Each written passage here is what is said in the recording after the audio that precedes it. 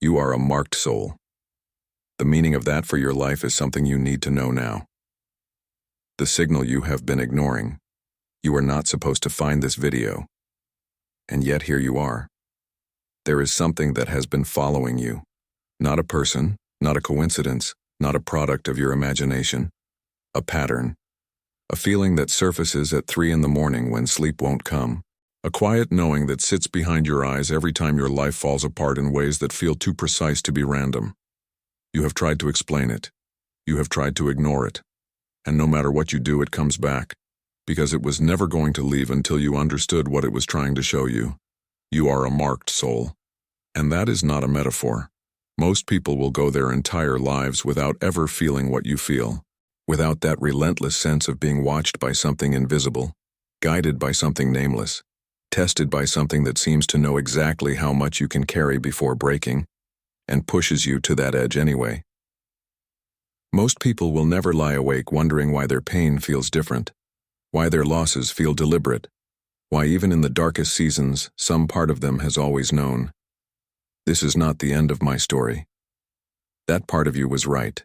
But here is what no one told you about being a marked soul. The marking is not a gift wrapped in comfort. It does not come with an explanation or a manual. It comes as pressure, as loss, as the sudden collapse of everything you built on the wrong foundation. It comes as the relationship that destroyed you before it saved you. The door that closed so violently you thought the wall had fallen. And only years later did you understand it was protecting you from a path that was never yours. The universe does not mark a soul gently. It marks a soul the way fire marks metal, with heat, with pressure, with a precision that looks like destruction from the outside and like refinement from within. You have been in that fire. You may still be in it right now, and by the end of this video, you will finally understand what it has been making you into, and why every single thing that brought you here was always, always part of the design. What it means to be a marked soul. There is a difference between a life that is lived and a life that is being written. Most people live. They move through their days responding to what arrives, building what they can, losing what they must, and finding a kind of peace in the ordinary rhythm of existence. There is nothing wrong with that life. But it is not your life. And somewhere inside you, you have always known it. A marked soul does not simply exist within the world. A marked soul exists in conversation with something beyond it. Every chapter of their story carries a weight that ordinary language struggles to hold. Not the weight of burden alone, but the weight of meaning. The kind of meaning that makes you stop in the middle of an ordinary afternoon and feel, with sudden and inexplicable certainty, that your life is moving towards something. That everything that has happened, the losses, the redirections, the inexplicable grace, was never scattered. It was always gathering. But let us be precise about what this means, because the concept of a marked soul has been romanticized into something soft and comfortable, and the truth is neither of those things. To be marked is not to be exempt from pain. It is not to be surrounded by light while others carry darkness. It is not a spiritual status that elevates you above the ordinary struggles of human existence. The marking is not a crown. It is a commission. And commissions cost something. What makes a marked soul distinct is not what they are spared from. It is what they are built through. The events that would cause most people to simply move on, to grieve, to recover, to rebuild and continue, leave something different in the marked soul. They leave a residue of awareness, a sharpening, a capacity for depth that was not there before the breaking happened, as if the fracture itself was the instruction, and the healing was the education. Think of the ancient Hermetic principle of correspondence, the teaching that has echoed through every esoteric tradition for thousands of years. As above, so below. As within, so without. The marked soul is the living expression of this principle. What happens in their outer world is always a precise reflection of what is being activated in their inner world. The external collapse corresponds to an internal expansion that has not yet become visible. The loss corresponds to a release that the soul required but the personality resisted. Nothing arrives without correspondence. Nothing departs without leaving a teaching in its place. You have experienced this. You know what it feels like to lose something, a person, a version of yourself, a life you had carefully constructed, and to feel, even in the rawness of that loss, that something was being cleared, something that needed to go, something that was beautiful perhaps, but was also in the way. That is not grief talking. That is the marked soul's instinctive recognition of sacred design. And this is only the beginning of what that recognition will reveal to you.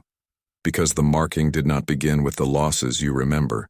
It began much earlier than that, in signs and signals that arrived long before you had the language to name them, in moments that felt too strange and too specific to explain away, in a pattern that has been running through your entire life without your conscious permission.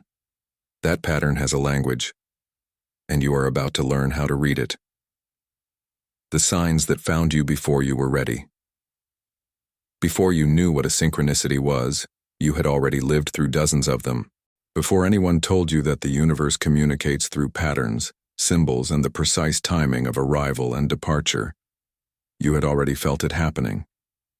You just did not have the framework to hold what you were experiencing, and so you filed it under coincidence, under luck, under the category of things that are too strange to examine closely because examining them might mean admitting something that your rational mind was not yet prepared to accept.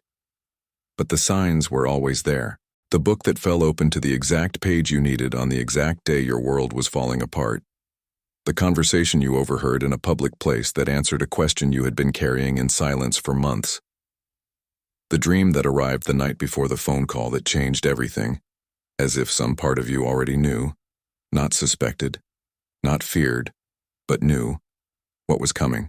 The number that appeared on a license plate, a clock, a receipt, a door, so many times in so many different contexts that the word coincidence began to lose its structural integrity.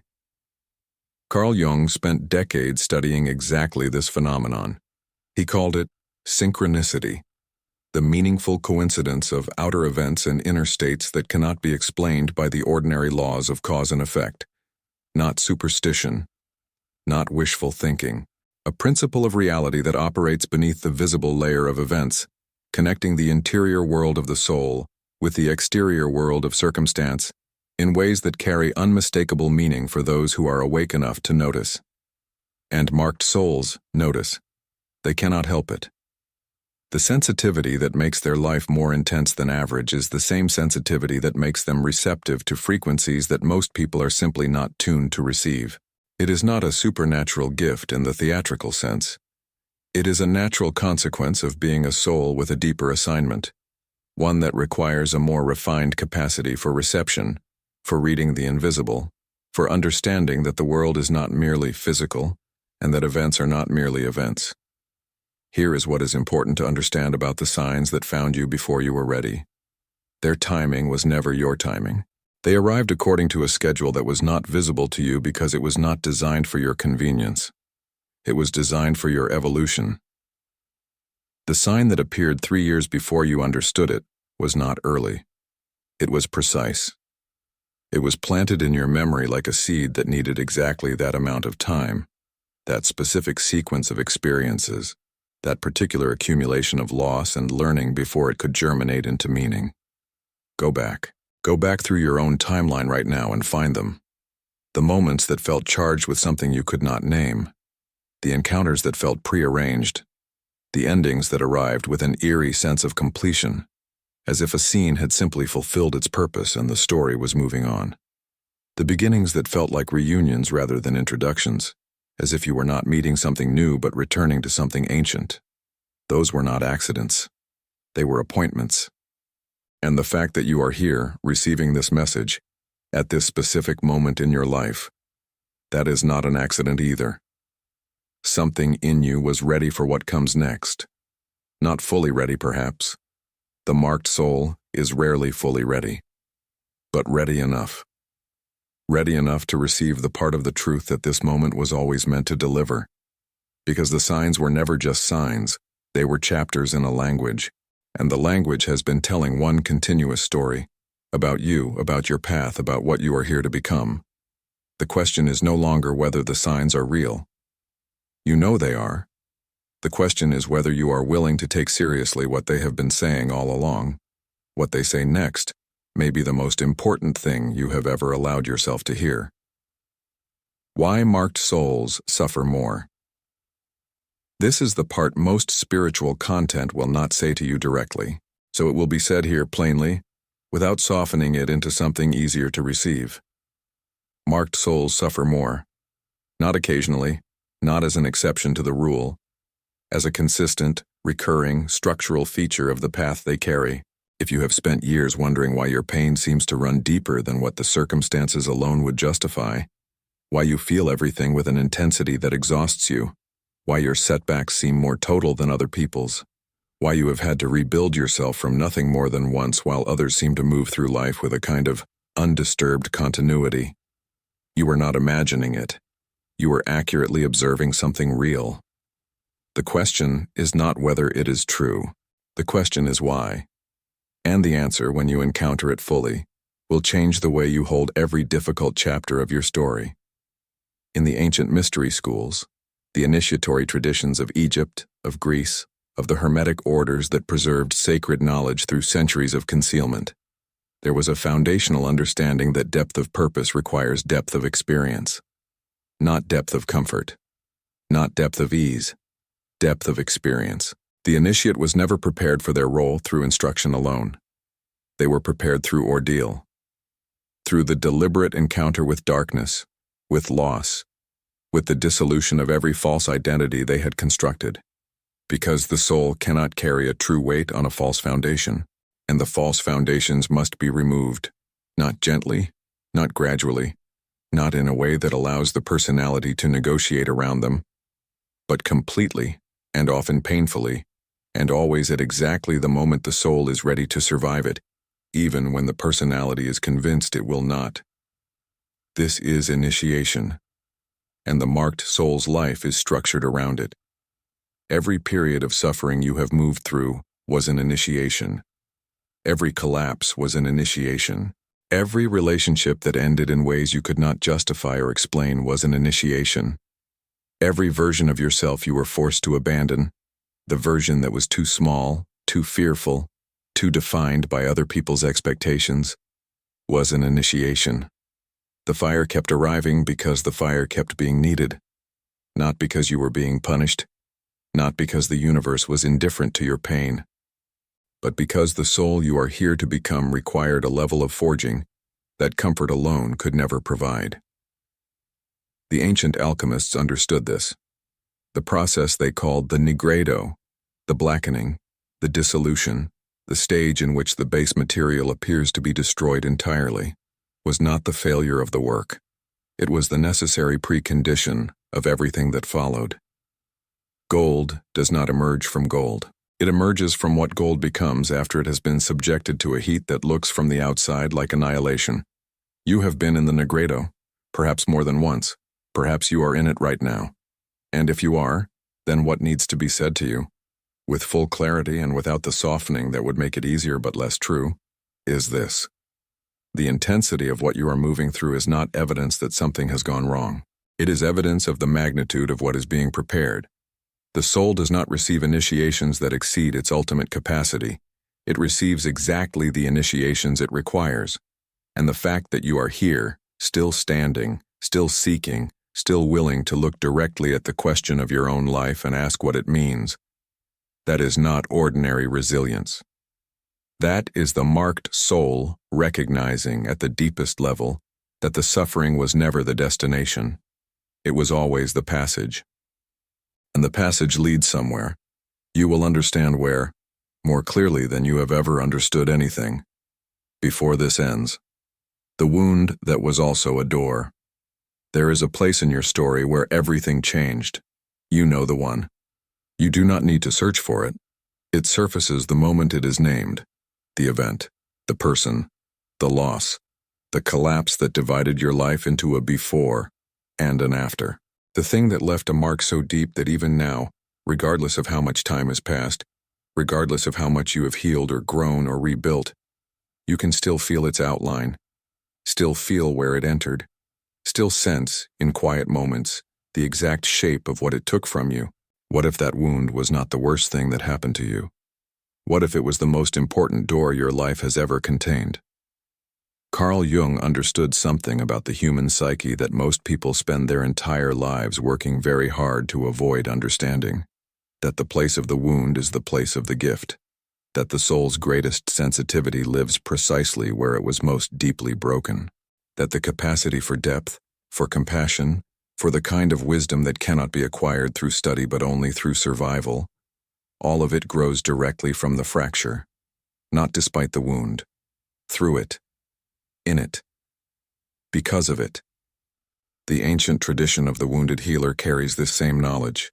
It appears in every culture, in every century, in every spiritual lineage that has endured long enough to accumulate real wisdom. The one who heals others is always the one who first descended into their own wound and did not look away, not the one who escaped their pain, the one who went all the way through it, the one who stayed in the darkness long enough to learn what the darkness contained, and came back carrying that knowledge like a lamp. Your wound was a door, not metaphorically, not as a comforting reframe designed to make the unbearable feel purposeful, literally, structurally in the architecture of your soul's journey. The thing that broke you open was also the thing that opened you. It created a capacity in you that did not exist before, an ability to hold complexity, to sit with uncertainty, to understand suffering from the inside rather than observing it from a safe distance. It gave you access to rooms in the human experience that are only reachable through the kind of descent you have already made. Think about who you were before that wound. Think about the certainties you carried, the assumptions about how life worked, about what you deserved, about who you were and what your story would look like. Think about the version of yourself that existed before everything changed, and ask yourself with complete honesty whether that version of you could have carried what you carry now, could have understood what you understand now, could have offered what you are capable of offering now to the people whose lives intersect with yours. The answer, in almost every case, is no. The wound was not an interruption of your becoming. It was the mechanism of it. And here is what the door opens into, what lies on the other side of the fracture that you may not yet have fully entered. A version of your life that is no longer built on what you thought you needed, what you were told you should want, what the unlived version of yourself was reaching for. A life built instead on what the breaking revealed, on the truth that only becomes visible after the false has been removed, on the foundation that only becomes available after the inadequate one has collapsed. You have been standing at this door for longer than you realize. The question was never whether it would open. The question was whether you were ready to walk through it. Something tells you the answer to that question is changing. The invisible contract. Before you arrived here, something was agreed upon. This is not a comfortable idea. It does not fit neatly into the framework of a life lived purely by chance, driven entirely by free will, shaped only by the visible forces of circumstance and choice, and yet across traditions so ancient and so geographically separate that their convergence cannot be explained by cultural borrowing alone. Across mystical schools, near-death experience accounts, the deep hermetic teachings, the esoteric wisdom preserved through centuries of initiatory lineages, the same understanding surfaces, again and again, with a consistency that demands to be taken seriously. The soul does not arrive into a life unprepared. It arrives with an agreement. Not an agreement imposed from outside, as a sentence is imposed upon the unwilling. An agreement entered into with full awareness, a soul contract, shaped before birth, in the space between lives where the soul exists in its most lucid and unobstructed state. An agreement about what this incarnation would explore, what it would heal, what it would teach, what it would offer to the larger field of consciousness through the specific, irreplaceable texture of this particular life's experience. The relationships in your life that have shaped you most profoundly, consider them for a moment. The ones that arrived with an inexplicable sense of familiarity, as if you were not meeting a stranger but recognizing someone whose soul you already knew. The ones that broke you in ways you could not have anticipated, delivering precisely the wound that cracked open the exact capacity that your path required. The ones that ended in ways that defied ordinary logic, too abruptly, too completely, with a finality that felt less like a relationship ending and more like a chapter closing because its purpose had been fulfilled. These were not accidents of proximity or chemistry. These were soul contracts playing out with the precision of something prearranged. And this reframes everything. The person who hurt you most was not simply a human being making careless choices with your heart. At the level of soul, they arrived as a teacher, delivering through the very instrument of their departure or their damage, the exact lesson that your soul had agreed to receive in this life. This does not excuse the harm. It does not erase the pain or dissolve the accountability that belongs to every human action. But it dissolves something else entirely. It dissolves the story that your suffering was meaningless, that the people who shaped you most deeply were just random forces of chaos with no relationship to your larger journey. They were not random. They were appointed. The job you lost that devastated you. The city you were forced to leave. The dream you had to surrender before you could discover the dream that was actually yours. The version of yourself that had to die before the truer version could be born. All of it. Every forced departure, every unwanted arrival, every inexplicable ending, was part of a curriculum that your soul designed with full knowledge of what it came here to learn. You are not a victim of your story. You are the author of it, at a level deeper than the conscious mind can access, in a language older than memory, in a dimension of yourself that has never once lost the thread of your purpose, even in the moments when your human heart was completely certain that everything had been lost. The contract has always been in effect, and the terms of it, what it asks of you, what it promises you, what it requires you to become, are beginning right now to come fully into view.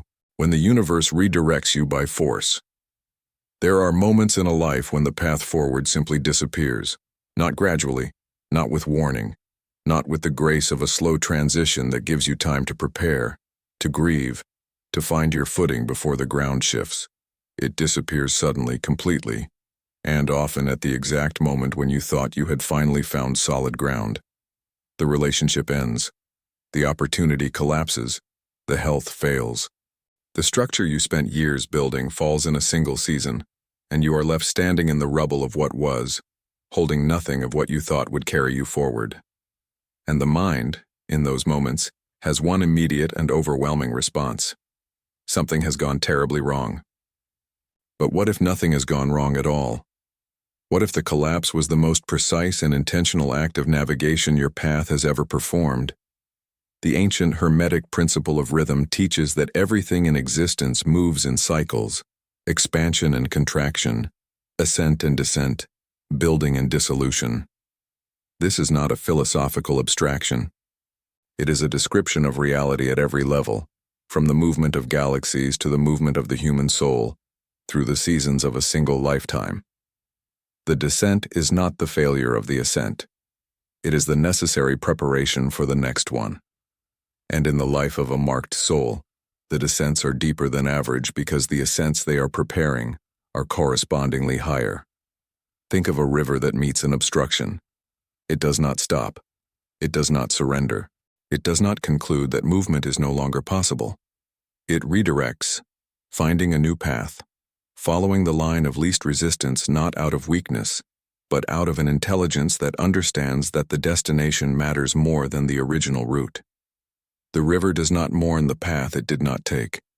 It commits completely and without reservation to the path that opened. The universe redirects a marked soul by force when the soul has been holding, with too much attachment to a version of its path that was never the true one. When the relationship was comfortable but was quietly preventing the growth the soul required. When the career was secure but was slowly narrowing the soul's capacity to inhabit its full purpose. When the life being built was beautiful in many ways, but was built around a self that was already outgrown, a self that needed to dissolve in order for the truer one to emerge. The force of the redirection corresponds precisely to the strength of the attachment. This is not cruelty, it is calibration. And what appears from inside the experience as the worst thing that has ever happened, the most destabilizing, the most incomprehensible, the most cruel in its timing, is often, with the distance that only time and willingness can provide, revealed to be the single event that made everything else possible. the closed door that prevented the wrong destination, the loss that created the space for what was actually meant to arrive, the collapse that removed the foundation that was never going to hold the weight of what the soul was truly here to build. You have been redirected, perhaps more than once, perhaps so many times that the word redirection has begun to feel like a permanent condition rather than an occasional event. It is not a punishment. It is the marked soul's path doing exactly what it was designed to do, keeping you aligned with a destination that your conscious mind has not yet fully seen, but that your soul has never once lost sight of. The destination is real, the design is intact, and what awaits you there is something that the redirections, every single one of them, have been building you toward. The language of repetition. You have seen the number before, not once, not twice, with a frequency and in a variety of contexts so impossible to engineer by chance that even the most committed skeptic in you has, at some point, paused. On a clock, on a receipt, on the page of a book you opened randomly, on a door, a license plate, a timestamp, a total. The same number, or the same sequence, or the same symbol, returning with a persistence that exceeds what any reasonable definition of coincidence can comfortably contain. And you have wondered, even if only briefly. Even if you immediately dismissed the wondering as irrational, you have wondered what it means. The answer is ancient. Long before modern numerology codified the symbolic meaning of numbers into accessible frameworks, the Pythagorean school of ancient Greece taught that number was not merely a mathematical tool. It was the fundamental language of the cosmos, the vibrational signature through which the invisible order of the universe expressed itself in visible form. The Hermetic tradition extended this understanding. The universe is not silent. It communicates constantly, through every available channel, using a symbolic vocabulary that is accessible to any soul willing to develop the sensitivity to receive it. Numbers are among the most direct channels of that communication. When a number repeats in your life with the consistency you have experienced, it is not the random firing of a pattern-seeking brain looking for meaning in noise. It is the universe using the channel most available to you, the one your attention is most likely to notice, to deliver a specific message at a specific moment in your journey. Angel numbers, as they have come to be called, are not superstition dressed in spiritual language. They are the modern terminology for an ancient understanding that predates every religious tradition currently practiced on this earth. But numbers are not the only language. The marked soul receives communication through the full spectrum of symbolic experience, through the animal that appears at a threshold moment and holds your gaze longer than animals do, through the song that begins playing at the exact instant you were thinking the thought it seems to answer, through the dream that dissolves upon waking but leaves a feeling, specific, unmistakable, directional, that shapes your entire day, through the book that falls open to the page that contains the sentence your soul needed before your mind knew it was searching. This is the language of repetition. And repetition, in the vocabulary of the universe, means pay attention. This is not background noise. This is signal. This is a message being sent through the medium of your daily experience because your daily experience is the only text the universe has available to write in. For a soul currently living in a physical body, in a physical world. The marked soul's task is not to decode every symbol with analytical precision.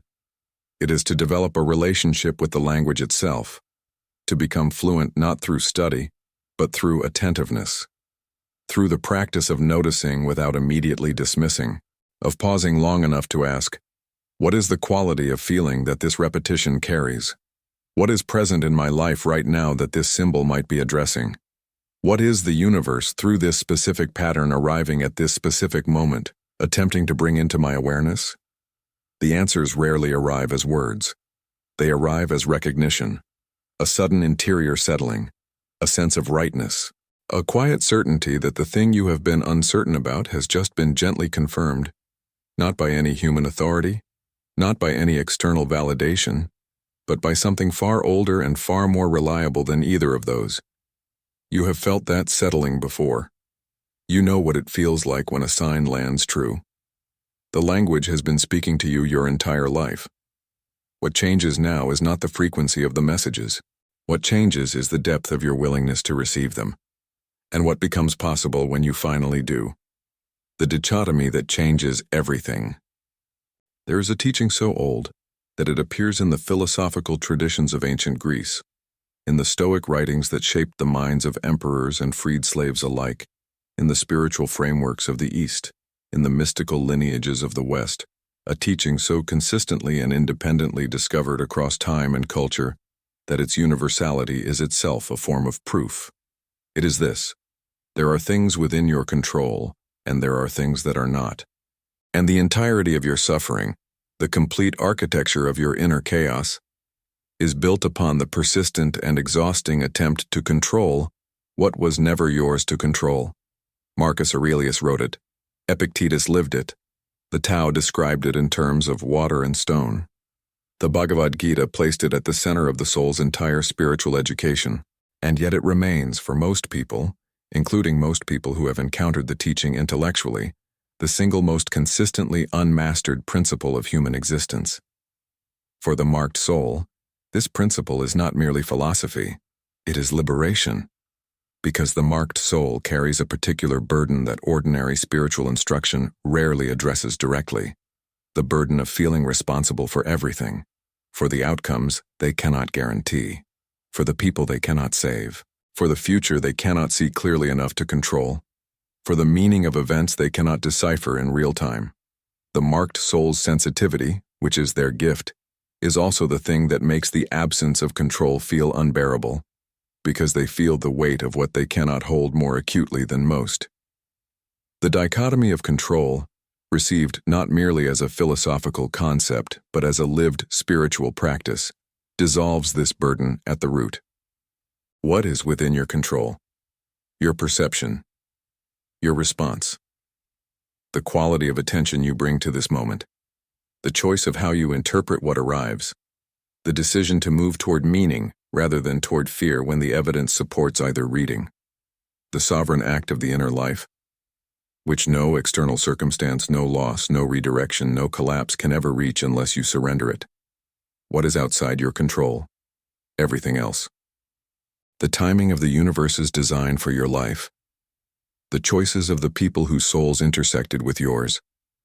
The doors that open and the doors that close. The pace at which your purpose reveals itself. The gap between where you are and where you sense you are meant to be. These things were never yours to force. They were always yours to trust, which is a radically different relationship with reality than the one that most marked souls have been living.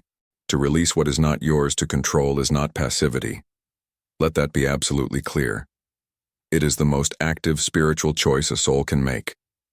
It is the choice to place your energy, your full, sovereign, creative energy, precisely where it can actually do something. To stop pouring yourself into the resistance of what is, and begin pouring yourself into the conscious, intentional shaping of how you meet it. To stop fighting the river and begin learning to navigate it, using its current rather than exhausting yourself against it. This is where the marked soul's story changes. Not in the external circumstances. Those will shift in their own time, according to a timing that is more intelligent than your urgency. But in the interior, in the way you carry your life, in the quality of peace available to you even in the middle of what has not yet resolved, everything can change now. In this moment, with this understanding, if you are willing to receive it not as information but as instruction, the control you have been seeking was never in the outcome. It was always in you. Fate is not a prison. It is a blueprint. The word fate carries weight that most people have never stopped to examine. For many, it arrives loaded with the associations of inevitability, of helplessness, of a life already written in which the individual has no meaningful role. A story with a predetermined ending, moving toward a fixed destination regardless of what the soul chooses, desires, or becomes along the way. Fate, in this understanding, is a cage, and the soul, confronted with the idea of it, recoils, because nothing in the human spirit accepts without resistance the idea that it is not free. But this understanding of fate is not the ancient one, and it is not the true one. In the Hermetic tradition, The cosmos is understood as a living intelligence, not a mechanical system operating according to fixed laws, but a conscious, dynamic, responsive field of meaning in which every soul participates as both subject and co-creator. The blueprint of a soul's life within this understanding is not a prison sentence. It is an architectural design, a sacred structure that defines the essential shape of the journey, while leaving the entire interior of that structure open to the soul's sovereign response. Think of it this way. An architect does not design a building to trap the people who live inside it. The architect designs a structure that makes certain experiences possible, that creates space for certain kinds of living, certain kinds of gathering, certain kinds of shelter and beauty and function, while leaving the inhabitants entirely free to determine what they do within that space. The walls are not a limitation of freedom. They are the condition of it. Without them, there is no building. Without the building, there is no shelter, no space, no possibility of the life that the structure was designed to contain. Your fate is the architecture of your soul's journey in this incarnation. It defines the essential terrain, the key relationships, the pivotal tests, the unavoidable encounters with loss and love and transformation that your soul agreed to move through before this life began. It does not determine your response to that terrain. It does not prescribe who you will become as you move through it. It does not write the quality of your inner life, the depth of your awareness, the sovereignty of your perception, the choice you make in every single moment to meet your experience with fear or with faith. Those are yours, entirely and irrevocably yours. And here is what this means for the marked soul who has been struggling against their path. The struggle is not wrong. The resistance is not a spiritual failure.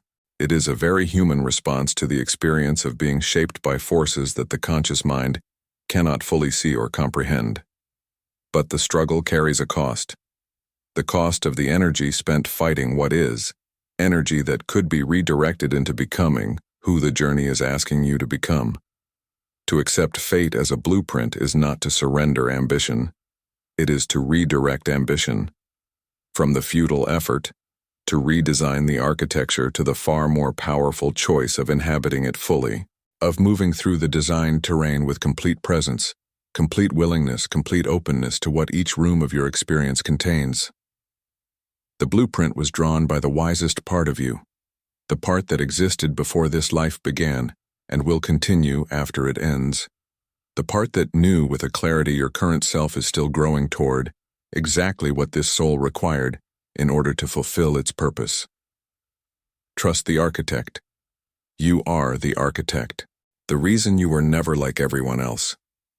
You have known it since you were young, before you had language for it, before you understood what it meant or why it was true.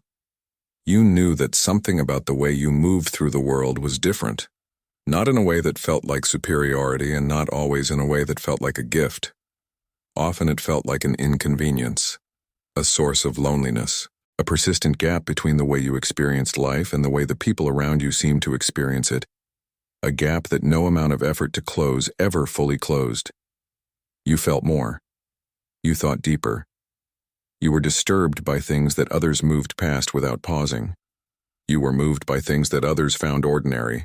You asked questions that made people uncomfortable, not because you were trying to provoke, but because the questions felt genuinely urgent to you, as if the answers mattered in a way that the social contract around you had quietly agreed they did not.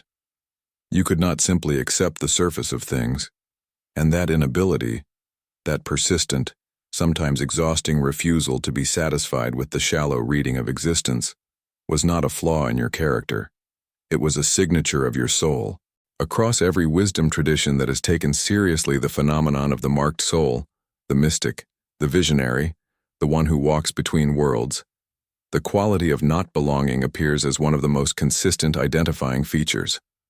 Not belonging to any single group with complete ease, not finding full rest in any single framework, any single identity, any single version of reality that the culture around you insists is the only one available. The marked soul lives with a foot in both worlds, the visible and the invisible, the ordinary and the sacred, and that dual residency makes them permanently irreducibly foreign in any environment that insists on the primacy of only one. This is not a wound to be healed. It is a design to be understood. The reason you were never like everyone else is because you were never meant to be. Not out of elitism, not out of spiritual hierarchy, but out of function, out of the specific role that a soul with your particular configuration of sensitivity, depth, and capacity for the invisible is here to fulfill. A soul that fits perfectly and frictionlessly into every existing structure has no need to build anything new. A soul that is always comfortable in the world as it is has no particular urgency to help the world become what it could be. Your discomfort was your direction. Your difference was your designation, and the loneliness that came with it, the years of feeling that no one quite understood what you were sensing, what you were seeking, what you were unable to stop noticing, that loneliness was not evidence of isolation. It was evidence of a soul positioned at the edge of its own expanding understanding, in the place where genuine growth always happens, at the frontier, beyond the boundary of the familiar, in the territory that has not yet been mapped, because you are among the ones who are here to map it. You were never too much. You were never too sensitive, too intense, too deep, too strange. You were exactly what your path required you to be, and the world, whether it understood you or not, needed exactly what you carried. It still does, more than ever, and you are beginning, perhaps for the first time with real clarity, to understand why. The people placed on your path. Nothing about your most significant encounters was random. This is one of the most disorienting truths available to the marked soul. Disorienting because it demands a complete restructuring of how you have understood your relationships, your betrayals, your losses, your most cherished connections, and your most devastating departures. It asks you to consider the possibility that the people who have shaped you most profoundly were not accidental arrivals in your life but precise appointments. Souls who agreed at a level deeper than conscious memory to play specific roles in the curriculum of your becoming. Think of the ones who taught you the most, not always the ones who were kindest, often the ones who were not. The person whose departure shattered the version of you that needed to be shattered. The one whose love showed you for the first time what you were actually capable of feeling, and whose loss showed you, also for the first time, what you were actually capable of surviving. The mentor who appeared at the exact moment you had exhausted every other option. The stranger whose single sentence rearranged something in your interior that has never returned to its previous position. These were not coincidences of proximity. Carl Jung's understanding of projection illuminates part of this dynamic. We do not simply encounter other people as they are. We encounter them through the lens of what our soul needs to recognize, integrate, or release. The people who trigger us most profoundly are often holding in their behavior or their being a mirror to something within us that is ready, however reluctantly, to be seen. The one who enrages you is reflecting a part of yourself you have not yet been willing to acknowledge. The one who inspires you is showing you a capacity that already exists within you, waiting for permission to emerge. But the soul contract framework extends beyond projection. It reaches into the pre-life agreements, the arrangements between souls who recognize at the level of their deepest nature that their paths are meant to intersect for a purpose that transcends the ordinary categories of friendship, love, or adversity. Some people were placed on your path as mirrors, some as catalysts, some as companions for a specific season, carrying a frequency of presence that your soul required at exactly that time, for exactly that length of time, and then departing with a completeness that confused your heart, but served your evolution. Some were teachers disguised as enemies. Some were gifts that arrived in the form of pain. Some were simply souls who loved you at the level of essence beneath all the human difficulty, and whose love was the ground that made everything else survivable. Every single one of them arrived on time. And every single one of them, even the ones whose departure still carries weight, left you with something that no other encounter could have provided: a capacity, an understanding, a wound that became a door, a fracture that became an opening, a season of darkness that eventually, in the way that only darkness can, made visible a light that had been there all along. waiting for the contrast that only loss can provide. The people on your path were never just people. They were the living instruments through which the universe delivered the most essential teachings of your journey. And the ones still to come, the ones you have not yet met, the connections not yet formed, the encounters not yet had, those are also already arranged, already moving toward you through the invisible mechanics of a design that has never once lost the thread of your purpose. They are coming, and you will recognize them. When darkness is part of the design, there is a season that every marked soul enters. It does not announce itself. It does not arrive with the courtesy of a warning or the clarity of a diagnosis. It arrives as a gradual then sudden extinguishing of meaning, of direction, of the sense that the path ahead is visible or that the effort of moving forward is justified. Everything that once provided orientation loses its organizing power. The practices that once gave comfort feel hollow. The beliefs that once held you feel distant. The version of yourself that was confident in the narrative of your own becoming goes quiet. And what remains is something rawer, more uncertain, and more frightening than anything the ordinary setbacks of life have produced. This is the dark night of the soul, and in the mystical tradition it is not a pathology. It is a passage. Saint John of the Cross, the 16th century Spanish mystic who gave this experience its most enduring name, understood that the dark night was not the soul's abandonment by the divine. It was the soul's most intimate encounter with it, stripped of every comfortable intermediary, every familiar spiritual framework, every identity it had built around its own sense of progress. The darkness arrived precisely because the soul had grown large enough that its previous container could no longer hold it.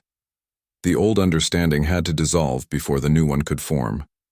The familiar self had to be released before the truer self could emerge. This is the alchemy of descent. Every mystical tradition that has survived long enough to accumulate genuine wisdom contains this teaching, expressed in its own symbolic language. The grain of wheat that must fall and die before it can multiply. The hero's journey into the underworld.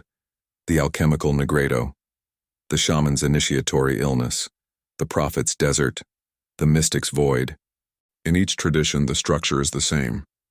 The soul descends into a darkness that feels final, that feels like failure, that feels, from inside the experience, like the permanent loss of everything that made life navigable. And then something shifts, not always dramatically, often quietly, often as a small, almost imperceptible return of the capacity to be present, to feel something, to notice something, to want something, even if only something very simple. A single moment of genuine aliveness after a long season of numbness. A single breath of meaning after months of spiritual aridity. It is not the sudden return of everything. It is the first signal that the descent has completed its work, that the dissolution accomplished what the expansion alone could never have achieved, and that what is now beginning to emerge from the darkness is not the same soul that entered it. It is the soul that the darkness was making all along. If you are in this season right now, what needs to be said to you directly is this: you have not been abandoned. The silence you are experiencing is not emptiness, it is gestation. The void you are moving through is not the absence of the divine. It is the divine in its most concentrated and most demanding form, asking of you the one thing that the comfortable seasons of spiritual life can never ask: the willingness to trust the design when the design is completely invisible. The darkness is part of the design. It is not the interruption of your path, it is the deepest room on it. And what you will find when you arrive on the other side will not simply be the restoration of what was lost. It will be something you could not have imagined before you entered, something that only the passage through absolute darkness could have made you capable of receiving. The emergence is already in motion. Reading your own life as a sacred text.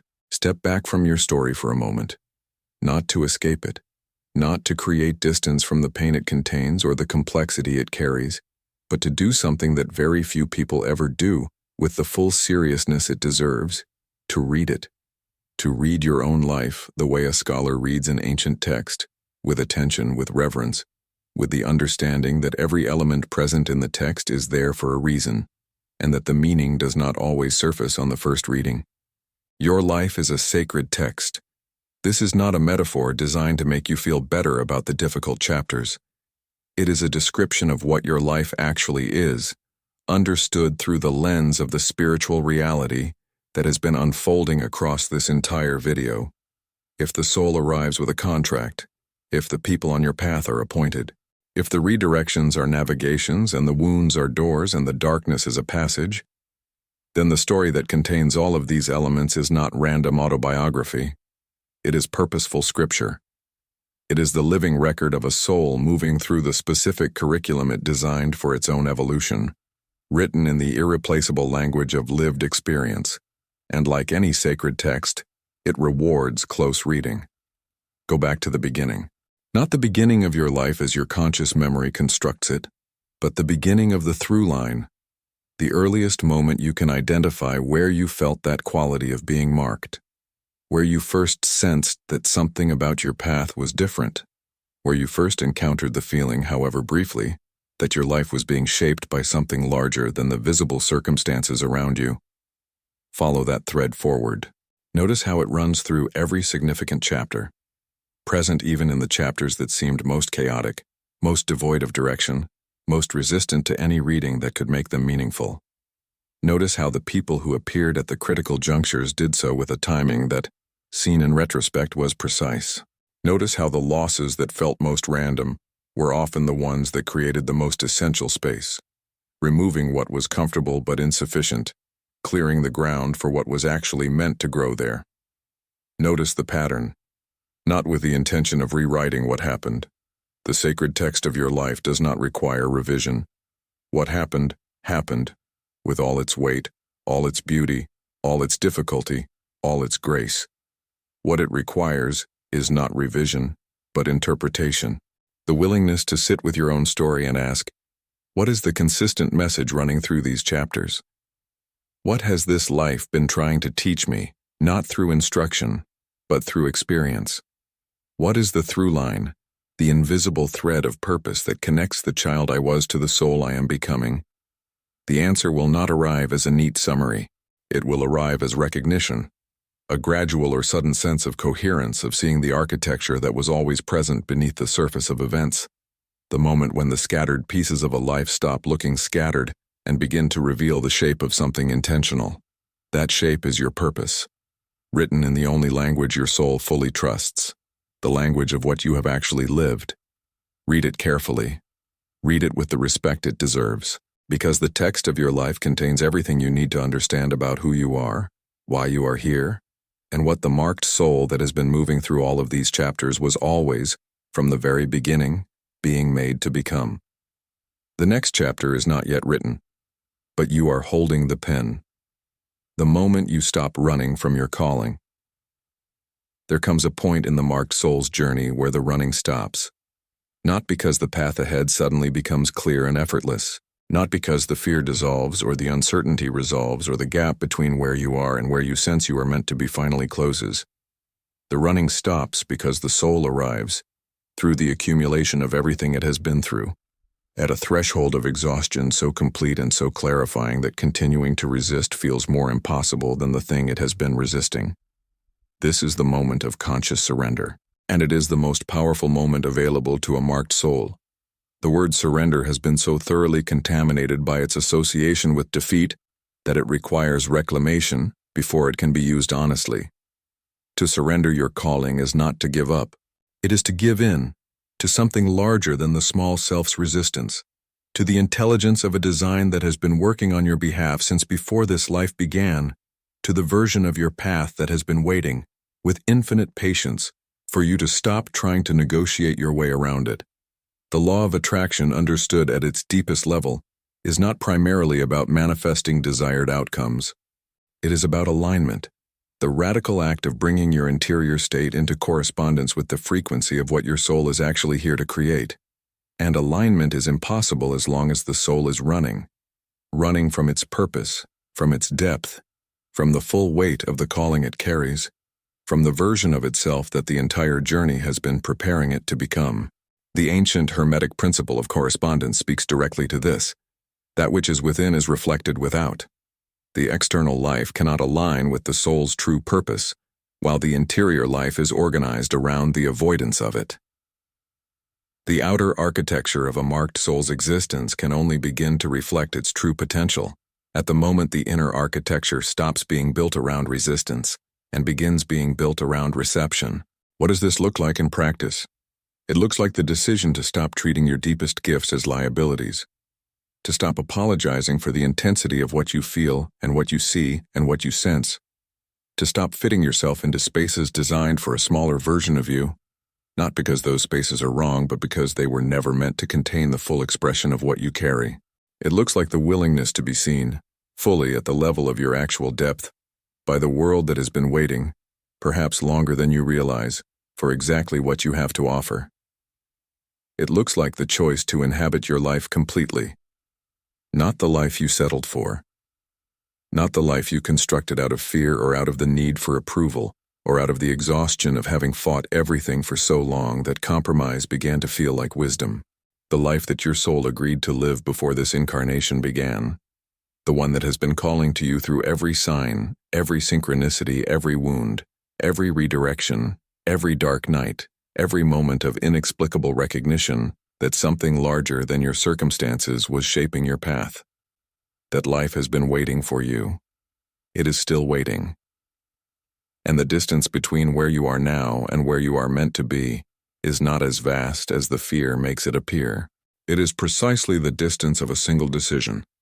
The decision to stop running, to turn and face the calling, and to take the first step in the direction that every marked experience of your life has been pointing you toward. You have been in preparation for this moment your entire life. The preparation is complete. You were always meant to receive this. The question that opened at the beginning of this video, that wordless, persistent sense of being marked, of being watched by something invisible, of carrying a life that was never entirely random, has been building toward this moment. Not toward an explanation, toward a recognition. Because there is a difference between understanding something and remembering it. Understanding happens in the mind. It processes information, forms conclusions, constructs frameworks. Remembering happens in the soul.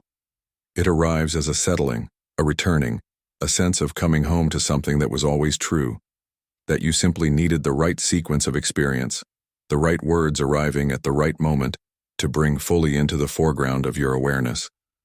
What you have been receiving in this video is not new information. It is memory. The memory of what you are, of what your life has been shaped by and shaped toward, of what the losses were building, what the redirections were protecting, what the wounds were opening, what the darkness was preparing, of what the signs were saying in the moments you saw them but could not yet fully hear, of what the people placed on your path were delivering, even, especially the ones whose delivery was painful. You are a marked soul, and being a marked soul means this: your life has never been happening to you. It has been happening for you, through you, and ultimately as you, as the ongoing, irreplaceable, unrepeatable expression of a soul that the universe specifically, deliberately, and with exquisite precision placed in this time, in this body, in this story, with these exact experiences for reasons that your entire journey has been unfolding. The peace that you have been seeking in external circumstances, in the resolution of what is unresolved, in the arrival of what has not yet come, in the control of what has never been within your domain, that peace is not there. It has never been there. It will not be found when the situation changes, when the person returns, when the career aligns, when the life finally looks from the outside the way you imagined it should. It is found here, in this moment, in the sovereign choice of the soul to receive its own story as sacred, not despite its difficulty but including it, not after the transformation is complete, but as the transformation is happening, not when everything is resolved but precisely in the unresolved, in the not yet, in the middle of the becoming. This is not a passive peace. It is not the peace of someone who has given up. It is the peace of a soul that has finally fully chosen to trust the design that has been visible, for anyone willing to look in every single chapter of a life that was always too precisely shaped to be accidental. Look at your life. Look at all of it. The beauty and the breaking, the grace and the grief, the moments of inexplicable arrival and the moments of devastating departure. Look at the through line that runs through every chapter. Look at the soul that has survived every season, emerged from every descent, found its way forward through every moment that seemed designed to make forward movement impossible. That soul did not make it this far by accident. And it did not find this video by accident either. You were always meant to receive this, not as comfort, as confirmation. The universe has been speaking to you through your own life since before you had the language to listen. Today you listened. Today something in you that has been waiting for permission. Permission to trust the design, permission to release the resistance, permission to inhabit your own story as the sacred text it has always been, received what it needed. You leave this video the same person who arrived, and you are completely different. That is the nature of a real remembering. It does not change what you are, it reveals it. You were always this. You were always marked. You were always held by something larger than what your eyes could see or your mind could fully comprehend. You still are. Go forward knowing it.